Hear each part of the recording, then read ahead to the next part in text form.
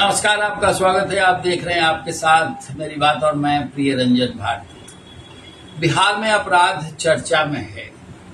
India front की तरफ से आज सड़कों पर सरकार के खिलाफ मोर्चाबंदी की गई। विपक्ष सड़कों पर उतरा। निश्चित रूप से सरकार ही जिम्मेवार होगी और सरकार की ही शासक होगी, क्योंकि सत्ता में नीतीश कुमार है और नीतीश कुमार की सरकार ही रहेगी फिलहाल जब तक बिहार में 2025 का अगला विधानसभा चुनाव पूरा नहीं हो जाता। इसलिए सरकार जिम्मेदार होगी, चाहे कोई भी घटनाक्रम हो, अपराध हो, भ्रष्टाचार हो या फिर बेहतर तरीके से सारा कुछ परफॉर्म किया जाता हो। विपक्ष की आक्रामकता स्वाभाविक है और अब ये कहा जा रहा है कि अपराध जिस तरह से बढ़े हैं वो बेकाबू हो चले हैं। जो सरकार है एनडीए की, वो लगातार जंगल राज की दुहाई देती थी। जंगल राज यानी लालू राबड़ी का राज, जब बिहार में अपराध का बोलबाला होता था। अब वही विपक्ष सड़कों पर उतरा हुआ है और सरकार पर उलटबाजी कर रहा है। ये सरकार जो लगातार लालू राबड़ी के कार्यकाल को जंगल राज बताती रही है, उससे ही अब जंगल राज का तमगा पहनावे पर उतारू हो गया है विपक्ष यानी राष्ट्रीय जनता दल, कांग्रेस, वामपंथी पार्टियां। ये स्वाभाविक भी है। अगर जंगल राज का वारिस किसे कहा जाए, ये सवाल उठता है, तो ये निश्चित रूप से कहा जाना चाहिए कि जो सरकार नाकाम होती है उसी पर यह ठीकरा फूटता है कि उसके कार्यकाल में जंगल राज का माहौल बना हुआ है। 2 दिनों पहले अभी मुख्यमंत्री नीतीश कुमार ने अपराध की समीक्षा की थी, गृह विभाग की समीक्षा की और समीक्षा में उन्होंने जो कड़े निर्देश दिए हैं वो सब मीडिया के माध्यम से आप सब तक पहुंच चुके हैं। उन्होंने ये माना कि और जो गृह विभाग का आंकड़ा है उसके अनुसार जितने भी स्वीकृत पद हैं पुलिसकर्मियों के, उनमें से आधे खाली, उन पर बहाली नहीं हो पा रही है। और ये व्यवस्था अगर है तो ये सरकार की ही है। इसके लिए विपक्ष जिम्मेवार नहीं कहा जा सकता। विपक्ष जब सत्ता में रहा होगा तब वो जिम्मेदार था, लेकिन आज इसकी जिम्मेवारी भी सरकार को ही पूरी करनी है, वो नहीं हो पा रही। सर्वेक्षण के दौरान ये बात भी मुख्यमंत्री अपनी जुबानी बोल चुके हैं, वो भी सार्वजनिक हो चुका है कि पुलिस को अपना काम बेहतर तरीके से करना चाहिए, गश्ती बढ़ाने की आवश्यकता है। पुलिस कैसे काम कर रही है आज की तारीख में, इसका बेहतर नमूना तलाशना हो तो बिहार के गांवों में चले जाइए। शहरों में भी जिस तरह से अपराध चरम पर है, राहजनी की घटनाएं हो रही हैं, नशाखोरी के गुलाम युवा पीढ़ी होती जा रही है, शराबबंदी के नाम पर लूट मची हुई है और साइबर क्राइम से लेकर के तमाम तरह के अपराध, दिन दहाड़े सड़कों पर हत्या और इस तरह के जघन्य अपराध किए जा रहे हैं। ये मैं नहीं कह रहा हूं, ये आंकड़े बता रहे हैं और पूरे बिहार का परिदृश्य यही है। स्वाभाविक है कि इसकी जिम्मेवारी सरकार पर ही आएगी और सरकार अभी सेटिंग में व्यस्त है। जिस तरह से विपक्ष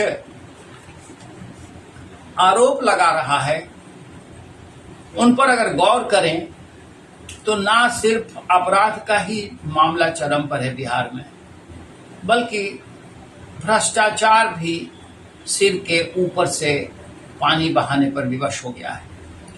2 दिनों पहले जिस तरह से ईडी की रेड हुई है एक बड़े अधिकारी के घर पे, उनके आवास, उनके ठिकानों पर, वो सीएमडी हैं और इसी सरकार में है, तो ये सवाल उठता है कि आखिर सरकार अफसरों पर आश्रित है और उन अफसरों पर वो जो रॉयल ब्लड के हैं उन खास लोगों पर ही सरकार आश्रित है, तो फिर इस तरह के माहौल से कैसे पेट छुड़ा सकती है सरकार और सत्ताधारी पार्टियां।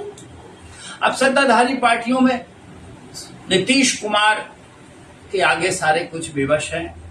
ये हालात बने हुए हैं कि बीजेपी को अभी समीकरण साधना है, उनके पास चेहरा नहीं है, और बीजेपी की व्यवस्था भी है कि नीतीश कुमार के साथ वो चुनाव तक बने रहे। दूसरी महत्वपूर्ण खास ये वजह है कि अभी विपक्ष जिस तरह से आक्रामकता दिखाता जा रहा है, और आक्रामक होना स्वाभाविक भी है, चुनाव के काल में अगर किसी का भी पाला इधर से उधर होता है तो निश्चित रूप से नुकसान उठाना पड़ेगा, और उस नुकसान की गुंजाइश से बचने के लिए समीकरणों को साधने की प्रक्रिया अभी जिस तरह से जिस रफ्तार में चली जा रही है वो चुनाव तक गति पकड़े रहेगी। चुनाव में नुकसान तो सत्ताधारी गठबंधन का ही होता है। जो भी नुकसान होता है वो नुकसान सिर्फ उसी का होता है जो सत्ता में होगा, क्योंकि सत्ता को लेकर के, सरकार को लेकर के सवाल उठ रहे हैं, सरकार के कामकाज पर सवाल उठ रहे हैं, सरकार की परफॉर्मेंस पर सवाल उठ रहे हैं। सिर्फ समीकरणों को साधने से बात बनने वाली नहीं है। अब देखना यह महत्वपूर्ण हो जाएगा कि जब चुनाव का वक्त आता है तो ये सारे मुद्दे या फिर हवा हो जाते हैं या वास्तविक रूप से जमीन पर उतर के जनता के दिलो दिमाग और उनके बीच का मुद्दा बने रह जाते हैं। अगर ऐसा होता है तो निश्चित रूप से चुनाव में कोई न कोई करिश्मा होगा, और उस करिश्मे को लेकर सारे लोग अभी से आशंकित हैं। नई तरह की मोर्चाबंदी की जा रही है, नए तरह के समीकरण साधे जा रहे हैं। इन सब के बीच में हम और आप जो आम जनता का हिस्सा हैं, जो आम फहम लोग हैं, उनकी रोजमर्रा की जिंदगी प्रभावित हो रही है। अपराध अगर किसी को डसता है, भ्रष्टाचार अगर किसी को डसता है, तो वो आम आदमी ही है, वो ही प्रभावित होता है। सरकार और राजनीतिक दलों पर कोई फर्क नहीं पड़ता। वो समीकरण साधेंगे और साध कर अपनी कोटियां सेकेंगे। लेकिन बात सिर्फ इतनी ही नहीं है, हमारी जिम्मेवारियां हैं, और हम देख सुन करके निर्णय करें तो बेशक एक सही सरकार कायम हो सकती है। लेकिन अभी सरकार प्रशासक है, और इसलिए कि अपराध जब पर है, और इसलिए भी कि भ्रष्टाचार का बोलबाला है। लेकिन 2 दिनों बाद जब विधानसभा का सत्र होगा तो सब कुछ करीने से साध लिए जाएंगे। चाहे सत्ता हो या विपक्ष हो, दोनों अपनी अपनी बात, अपनी अपनी डफली बजाते हुए निकल जाएंगे, क्योंकि चुनाव है और चुनाव में समीकरण साधने हैं। नतीजा क्या आएगा, आप हम सब उसके साक्षी होंगे। अभी देखना है, देखते चले जाना है। आपसे निवेदन है कि हमारे वीडियोज पर अपनी प्रतिक्रियाएं देना मत भूलिए। इसी तरह से बने रहिए हमारे साथ, देखते रहिए आपके साथ मेरी बात। नमस्कार।